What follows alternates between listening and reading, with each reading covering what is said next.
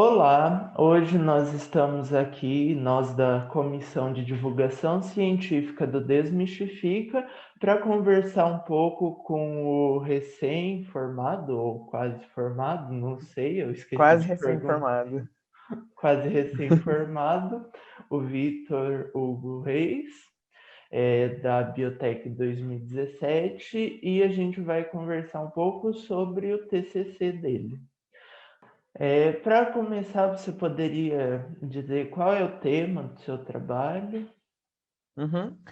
Meu trabalho é intitulado Gêneros Textuais da Ciência da Biotecnologia, e como o próprio nome já diz, eu fiz uma análise junto aos professores de quais são os gêneros textuais que eles usam durante as aulas de biotecnologia e as aulas que se relacionam com essa área específica. E de onde partiu a ideia de estudar essa área? Acho que todo mundo do IF deve saber que desde o primeiro ano eu sou orientando da Karen, então eu gosto bastante de trabalhar com linguagens. E quando eu cheguei no terceiro ano, a gente sentou para conversar e falar sobre que a gente ia fazer no meu TCC, porque eu precisava fazer alguma coisa relacionada à biotecnologia. E eu já sabia que eu queria trabalhar com linguagem. Então a professora chegou com a sugestão de fazer uma análise sobre os gêneros textuais que os professores usam durante as aulas e tentar mapear ou tentar perceber como que os alunos entendem esses gêneros. A gente pensou em várias coisas, foram várias ideias prévias para que esse trabalho tomasse o corpo que ele tomou, que foi o de levantamento e análise. Mas, primeiramente, a gente teve várias ideias sobre o que fazer com os gêneros textuais da biotecnologia. Conta um pouco de como foi o desenvolvimento dessa pesquisa. Olha, o desenvolvimento foi um caos, tá, gente? Assim, acho que nenhum TCC é fácil de fazer, mas principalmente para essa turma que passou pelo meio da pandemia, foi bem tenso, assim, sabe?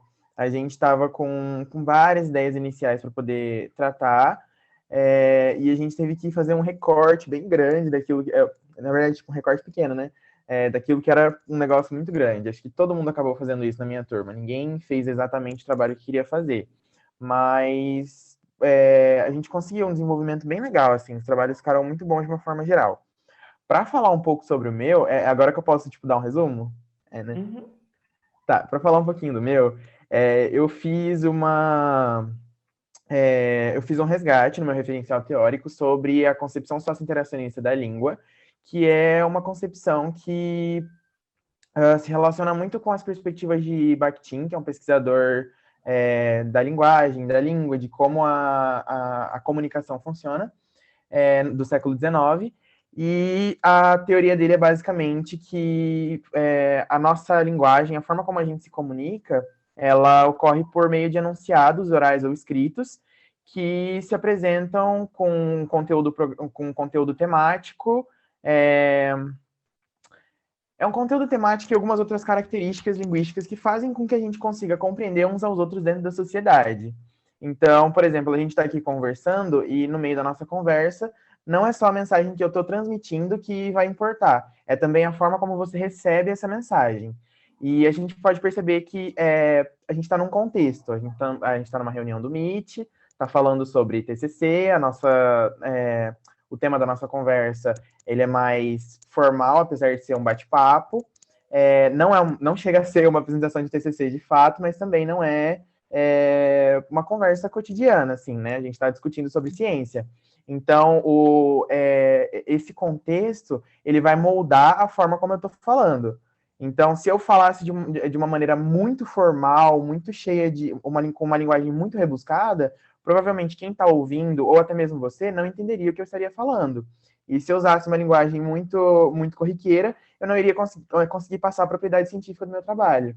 Então é muito importante a gente se atentar aos contextos quando a gente vai usar a língua, porque são justamente esses contextos e as pessoas que estão utilizando, que estão inseridas nesse contexto, que vão moldar a forma de linguagem que a gente está usando, que vão moldar o texto que a gente usa. E o objeto do meu trabalho foi justamente o texto.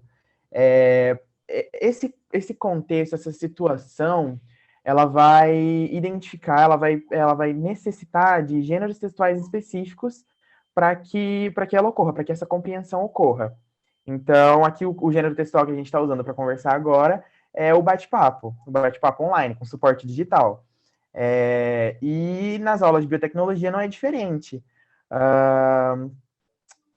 Quando a gente tá tendo uma aula com algum professor de microbiologia, por exemplo, e ele vai explicar para a gente alguma coisa no quadro, aquilo que ele está fazendo é uma exposição oral com uma forma de exposição escrita também, né? E esses são gêneros textuais que ele está usando ali naquela aula. Quando a gente vai para o laboratório, provavelmente a gente vai usar um protocolo um protocolo de laboratório para executar determinada atividade. E aquele protocolo ele é o gênero textual que a gente usa dentro do laboratório. E foi justamente esses gêneros, essas variações de linguagem dentro de cada situação que eu busquei analisar dentro do meu trabalho, para poder compreender de que forma os professores de biotecnologia utilizam gêneros em sala de aula. Na verdade, não de que forma, mas quais são esses gêneros, e se os professores se dão conta desses gêneros no dia a dia. Então, eu e a Karen, a gente elaborou um documentário, um questionário com algumas perguntas e uma lista de 20 gêneros textuais que são próprios do contexto acadêmico, da sala de aula, do ambiente universitário, da prática cotidiana das ciências. E uma coisa que eu acho muito legal de fazer o resgate aqui também é que a biotecnologia ela é uma ciência que está em desenvolvimento. As técnicas da biotecnologia elas são próprias de muitas outras áreas, envolve também atividades de outras áreas. Então, por exemplo, a engenharia genética, a técnica do DNA recombinante, uso de transgênicos, tudo isso envolve muitos conhecimentos de outras áreas. Então, da microbiologia, da biologia molecular, da bioquímica, e então a biotecnologia ela não é uma ciência independente, ela ainda é muito dependente das outras. E é justamente por isso que ela é muito interessante de se analisar, porque a gente sabe que nessas áreas mais biológicas, assim, a gente pode encontrar tais características de gêneros textuais. Mas e a biotecnologia, que depende de várias áreas? O que a gente encontra dentro dela? Então a gente foi atrás disso. E a gente percebeu, por meio desse questionário de 20 gêneros, que foi respondido por 10 professores, um deles não respondeu, tá, gente? Eu fiquei muito chateado que um professor de IF não respondeu meu questionário, ele simplesmente ignorou, mas tá bom, não, sem ressentimentos. Mas, tipo assim, a gente percebeu que dentro do ambiente acadêmico, os gêneros, eles são muito similares, independente daquilo que a gente esteja utilizando. Então, dentro dessa lista, como eu disse, a gente colocou várias formas de texto que eram comuns ao ambiente acadêmico. Então, a gente viu que para ensinar biotecnologia, muitos professores usam os mesmos textos que alguns professores de português, de matemática, de geografia também vão usar nas aulas. Por exemplo, a exposição oral ou a utilização de imagens explicativas. Isso são coisas que todos os professores, na hora da didatização dos conteúdos, utilizam para passar o conhecimento para os alunos. Isso independente da área. Então, foi uma coisa muito interessante. Além disso, vários outros gêneros textuais que são específicos das áreas das ciências naturais, como o protocolo de laboratório, o relatório científico, né, que é o relatório de laboratório, onde o pesquisador vai relatar tudo aquilo que ele fez na pesquisa, qual foi a metodologia utilizada, os materiais, enfim, que eles também são próprios da biotecnologia e muito utilizados na sala de aula. O que mais que eu posso contar sobre o trabalho? Então, em síntese, eu acho que é exatamente isso, sabe? A gente pode perceber que os professores, eles utilizam muitas ferramentas similares para poder ensinar, mas que também a biotecnologia, além de pegar conhecimento de outras áreas, ela pega gêneros de outras áreas também. Então, é uma coisa muito comum. E os gêneros intrínsecos da biotecnologia, eles são também intrínsecos às outras ciências naturais. E um dado que foi muito interessante é sobre como os professores eles precisam de um auxílio para poder compreender os gêneros que eles usam em sala de aula. Porque muitos professores, por exemplo, não reconheceram a conversação como um gênero importante para a aula. E isso é muito interessante de ver, né? Porque a conversação é o que mais acontece na aula. A gente pode ver tanto as nossas experiências do dia a dia como em pesquisas também que a conversação está muito presente no nosso dia a dia. E alguns professores não reconheceram isso, não conseguiram reconhecer. Então, um dos apontamentos do meu trabalho é justamente como os professores das áreas não específicas da linguagem precisam de um treinamento mais mas voltado para a lida, para o trabalho com gêneros textuais, para eles poderem compreender que tipos de ferramentas eles usam na educação básica. E eu acho que é basicamente isso.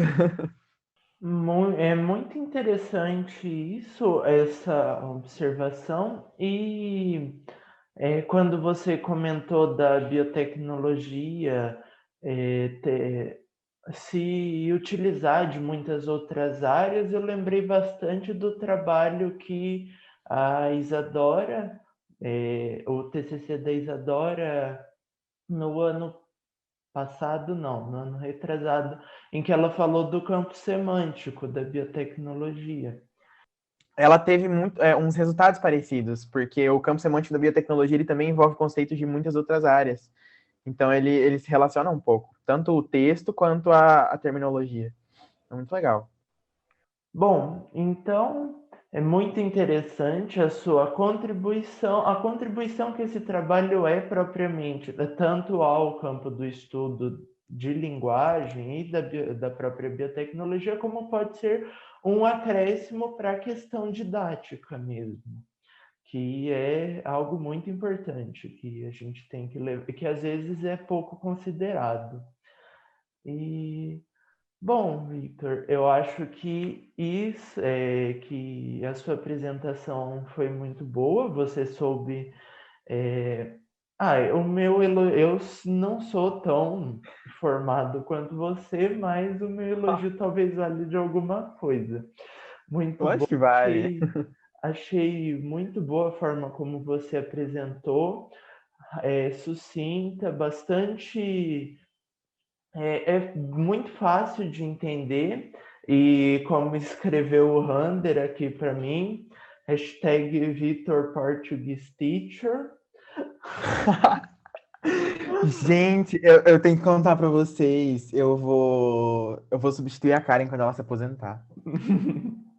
Se ela se aposentar, né? Mas eu vou substituir ela. É nóis. Então, né? Mas Ai, ai. muito obrigado pela sua contribuição. É, hum, e parabéns pelo seu trabalho. Pode deixar. Obrigado, gente. Sempre que precisarem, eu tô aqui, viu? Muito obrigado pelos elogios. Até a próxima, gente.